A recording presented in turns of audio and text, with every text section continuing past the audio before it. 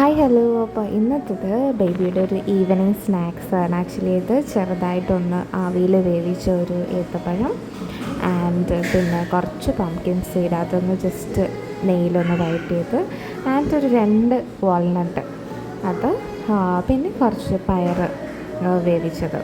ഇതിത്രയാണ് actually evening കൊടുക്കുന്നത്. പിന്നെ ഒരു കപ്പിന് പാലുണ്ട്. സോ ഈവനിങ് കൊടുക്കുന്ന ഉദ്ദേശിച്ചത് ഡെയിലി അല്ല, നമ്മൾ ഓരോ ഡേയ്സ് അല്ലെങ്കിൽ ഇടവിട്ട് ഓരോന്നായിട്ട് ചേഞ്ച് ചെയ്താണ് ഫുഡിനും കാര്യങ്ങളെല്ലാം ചേഞ്ച് കൊണ്ടുവരുന്നത്. അതായിരിക്കും അവർക്കും ഭയങ്കര ഇഷ്ടം വരുന്നത്. അല്ലാതെ നമ്മൾ ഡെയിലി ഒരു ടൈപ്പ് ഓഫ് ഫുഡ് തന്നെയാണ് നമ്മൾ ഇൻട്രൊഡ്യൂസ് ചെയ്യുന്നത്. അവരാണെങ്കിലും കഴിക്കുന്നതിലൊരു ഇൻട്രസ്റ്റ് കാണിക്കുന്നത് കുറഞ്ഞു വരുന്നുണ്ടാവാം. സോ പിന്നെയെന്ന് വെച്ച് കഴിഞ്ഞാൽ അഡീഷണലായിട്ട് ഞാൻ സൈഡിൽ കുറച്ച് പയർ വേവിച്ചതിൻ്റെ വെള്ളം വെച്ചിട്ടുണ്ട്.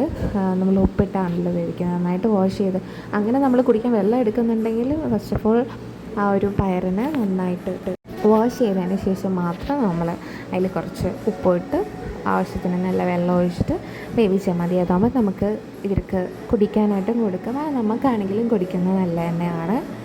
ആൻഡ് ഇത് നമുക്ക് എന്താ പറയുക, എളുപ്പം ദഹിക്കാവുന്നതും നമ്മുടെ ബ്രെയിൻ ഹെൽത്ത്, ഇമ്മ്യൂണിറ്റി എല്ലാം നല്ലൊരു ഹെൽത്തി ആയിട്ടുള്ളൊരു കോംബോ ആണ് ഈ പറയുന്ന എന്താ പറയുക പഴം വേവിച്ചതും പംകിൻ സീഡാണെങ്കിലും വാൾനട്ട് പിന്നെ പയർ ഒക്കെ നമുക്കൊരു ഈവനിങ് സ്നാക്സ് ആയിട്ടൊക്കെ കൊടുക്കാനായിട്ട് നല്ലതായിരിക്കും.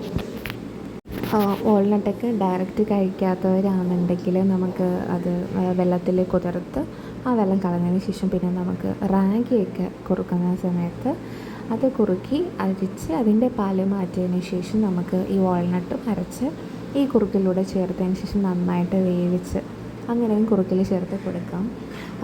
ഇവിടെയും അധികം അങ്ങനെ കഴിക്കുന്ന ടൈപ്പൊന്നുമല്ല, എങ്കിലും അതുകൊണ്ടാണ് 2 സൈഡിൽ വച്ചത്. അപ്പോൾ അതും ഈ പഴം കഴിക്കുന്നതിൻ്റെ ഇടയ്ക്ക് ജസ്റ്റ് അത് കഴിക്കുമ്പോഴത്തേക്കും അതിൻ്റെ ഒരു ടേസ്റ്റിൻ്റെ ആ ഒരു ചേഞ്ചസ് അറിയില്ല, അതുകൊണ്ടാണ് അങ്ങനെ കൊടുത്തത്. സോ അപ്പോൾ നമുക്ക് എപ്പോഴും നമ്മുടെ ബേബീസ് എപ്പോഴും നല്ല ഹെൽത്തി ആയിട്ട് ഇരിക്കാനായിട്ട് എന്ത് ഫുഡാണ് കൊടുക്കാൻ പറ്റുക അതായിരിക്കും നമ്മളെപ്പോഴും ഇൻട്രൊഡ്യൂസ് ചെയ്യേണ്ടത്. അതിന് പകരം നമ്മൾ ചുമ്മാ ഓവർ ഫുഡ് കാര്യങ്ങൾ അല്ലെങ്കിൽ സ്വീറ്റ്സ് അല്ലെങ്കിൽ ഓയിലി ഐറ്റംസ് എല്ലാം കൊടുത്ത് അവരെ സൈസിലും കാഴ്ചയിലും നമുക്ക് ഒരു ഗുണ്ടുമണിയാക്കി എടുത്തിട്ട് കാര്യമില്ല. അങ്ങനെ ഓവർ വെയ്റ്റ് അല്ലെങ്കിൽ ഓവർ ഗുണ്ടൊക്കെ ആയിട്ടിരിക്കുന്നതെന്ന് വെച്ച് കഴിഞ്ഞാൽ സത്യത്തിൽ അവർക്ക് അത്ര ഒരു ഹെൽത്തി കാര്യങ്ങൾ ആക്ച്വലി അവരുടെ ഹെൽത്തിന് കിട്ടുന്നില്ല, അല്ലെങ്കിൽ ബ്രെയിൻ ഡെവലപ്മെൻറ്റ് കാര്യങ്ങളിലോ അതൊന്നും കിട്ടുന്നുണ്ടാവില്ല.